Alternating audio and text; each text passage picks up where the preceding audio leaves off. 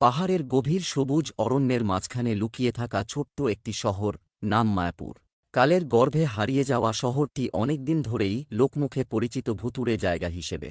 স্থানীয়রা বলে, মায়াপুরে গেলে কেউ আর ফিরে আসে না। তবুও রহস্যপ্রেমী তরুণ রাহুল আর তার বন্ধুরা ঠিক করল, তারা সেই শহরের রহস্য উদ্ঘাটন করবে। এক সন্ধ্যায় তারা রওনা দিল। গাইডের কথা না শুনেই গভীর অরণ্যের মধ্যে দিয়ে হাঁটতে শুরু করল। অন্ধকারের মধ্যে তাদের টর্চলাইটের ক্ষীণ আলোই ছিল একমাত্র পথপ্রদর্শক। প্রায় 2 ঘণ্টা হাঁটার পর তারা মায়াপুরে পৌঁছায়। শহরটি ছিল পুরোপুরি নির্জন। ধ্বংসপ্রাপ্ত ঘরবাড়ি, ভাঙা রাস্তা আর চারপাশে ঝোপঝাড়। মনে হচ্ছিল বহু বছর ধরে এখানে কেউ আসেনি। একটি বিশাল গাছের নিচে তারা থামল। হঠাৎ একটি বাচ্চার কান্নার আওয়াজ শোনা গেল। এটা কে? রাহুল বলল।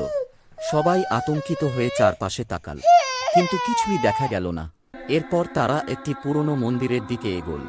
মন্দিরের ভেতরে প্রবেশ করে তারা দেখতে পেল, মাটিতে লেখা ছিল কিছু অদ্ভুত চিহ্ন, মনে হচ্ছিল কোনো প্রাচীন রীতির নিদর্শন।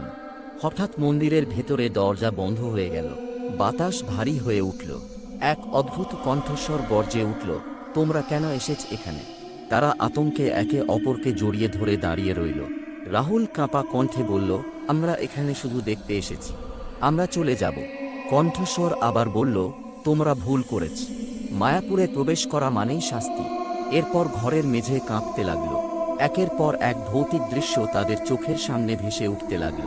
পুরনো দিনের ছবি, আগুনে পোড়া মানুষ, আর্তচিৎকার, সব মিলিয়ে এক বিভীষিকাময় পরিবেশ তৈরি হল। একসময় তারা মন্দির থেকে বের হওয়ার জন্য দৌড় দিল, কিন্তু মন্দিরের দরজা খোলা পাওয়া গেল না। চারদিকে ঘুটঘুটে অন্ধকার, আর সেই অদ্ভুত কণ্ঠস্বরের হাসি তাদের আতঙ্কিত করে তুলছিল। অবশেষে রাহুল একটি জানালা ভেঙে বাইরে বের হতে সক্ষম হয়। একে একে সবাই বাইরে এলো, কিন্তু বাইরে এসে দেখে তাদের মধ্যে একজন নেই। তাদের বন্ধু সুমিতও নিখোঁজ। সুমিত কোথায়? সবাই চিৎকার করে উঠল। হঠাৎ আবার সেই বাচ্চার কান্নার আওয়াজ শোনা গেল। রাহুল টর্চলাইট জ্বালিয়ে সেই আওয়াজের উৎস খুঁজতে লাগল। একটা ভাঙা ঘরের কোণায় দাঁড়িয়ে থাকা একটি ছায়া দেখতে পেল। ছায়াটি ধীরে ধীরে তাদের দিকে এগিয়ে আসতে লাগল। রাহুল সাহস করে বলল, তুমি কে? আমাদের বন্ধু কোথায়? ছায়াটি বলল, তোমাদের বন্ধু এখন আমাদের সঙ্গে।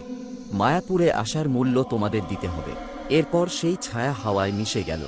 রাত শেষ হওয়ার আগেই তারা শহর থেকে পালিয়ে এলো, কিন্তু সুমিতকে আর কখনো খুঁজে পাওয়া গেল না। তাদের অভিজ্ঞতা থেকে জানা গেল, মায়াপুর শুধু একটি ভুলে যাওয়া শহর নয়, এটি একটি অভিশপ্ত জায়গা। সেই রাতের পর তারা আর কখনো রহস্যের পেছনে ছুটতে যায়নি। তবুও রাহুল আজও মাঝরাতে শুনতে পায় সুমিতের আর্তচিৎকার।